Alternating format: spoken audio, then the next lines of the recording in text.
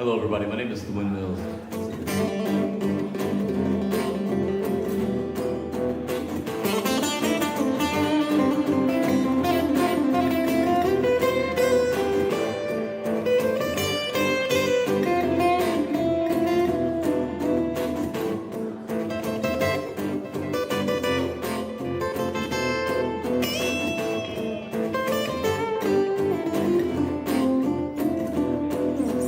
I think one of my attributes is that I have a very small footprint. I'm eco-friendly, if you will, but I have a humongous sound. Because I'm a solo artist and I'm a loop artist, and if you're not familiar with that, loop artistry is where you overdub your pieces. So like I'll play one piece and then I'll play lead against it, and I add ambient sounds, I add drums, or I add different percussive elements, as well as harmonies and vocals. So I can fit into a small space and sound very huge for the environment. In the way that a shark grows to the size of its tank, I can fit into any size venue and just feel very comfortable with it on myself and for the audience. I have played everything from a grand opening of a McDonald's to an RV kind of Jellystone park for kids.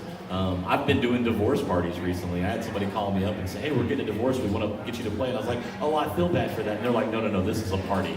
And I was like, oh, okay, I get it. And divorce parties pay well, so yeah, I'm like, okay. And everybody was happy there. It was really interesting. But I played weddings. I've bussed on the road. I've played festivals, Harley Davidson. I played corporate shows.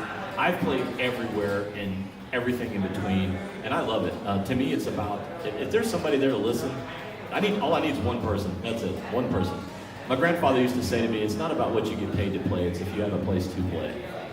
Harmony and melody, your rhythm washes over me, a symphony of ecstasy, a moment of players, but never did I dare to dream that this can be like this, and this can be like this, and this can be like this, and this can be like this.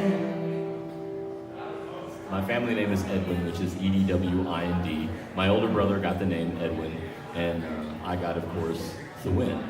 They say the story as it goes is my mother in her infinite wisdom added a TH to Edwin, which actually gives you Thawind, and then she flipped the E to an A, and then so it's Thawind. And if you say my name fast enough, the windmills. Thanks, Mom. I appreciate that. This is my real mustache. I know people. I don't know. I don't even know what to say about this thing. It became something that has grown into its own thing. I like it, and if it was up to me, I'd have like this just huge walrus mustache, but I can only get as far as I can get, so that's where I'm at now. I think to me it's about style. It's a reflection of how I feel on the inside. It's a reflection of my professionalism. I want people to know, where I'm coming from. But yes, I started my own style, so I make my own jewelry, and I started to find things. I think if I had the time during the day, I'd probably be sewing my own clothes. I feel like one of my greatest assets for any venue or any performance that I do is elevating sales. And what I mean by that is like some people will sit and have a drink or whatnot and then leave after 20 minutes. Because of what I do with storytelling and trivia questions and jokes and all of those things, they wind up staying for the duration of my performance, which could be easily 3 or 4 hours.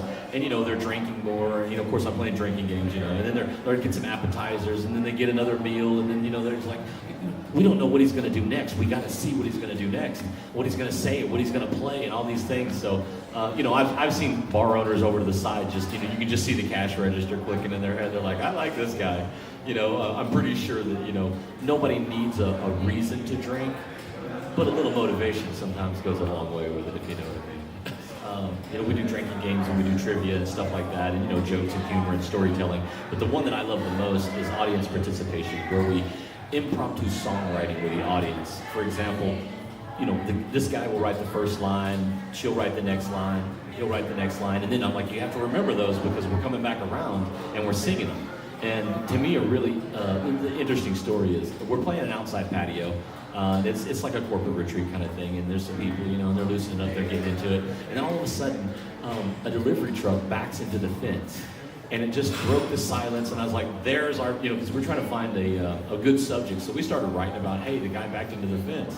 And the funniest thing about it is after we all wrote a line of it, the delivery guy walks over and adds a line to it as well. And his line was, please don't tell my boss I need this job for Monday. And so all of a sudden we're writing this song, you know, don't tell my boss I need this job for Monday. And they're all singing it as the chorus and he's singing it. And it just sticks out of my mind as one of the, it was really great. And it brought everybody together. It was a really excellent team building moment. So my objective, my goal in a musical performance from me is the happiness of everyone involved. From me to the audience, to somebody walking in and hearing me for the first time, they're like, oh my God, that's great. And it's, you know, they're you know, ebullient about hearing it, you know, they're just really turned on by the music. Oh, pretty baby, you got me what you need. She found my weakness, brought me to my knees. Asked me why I love her, I began to cry. They say the evil never really dies. I fell in love, I lost control. I fell in love with a beautiful psycho. She's a beautiful psycho. She's a beautiful psycho. Yes, she is. Truth be told, she's got an oh so eccentric humor and a brutal ego. Ask me why I love her, I begin to cry. They say the evil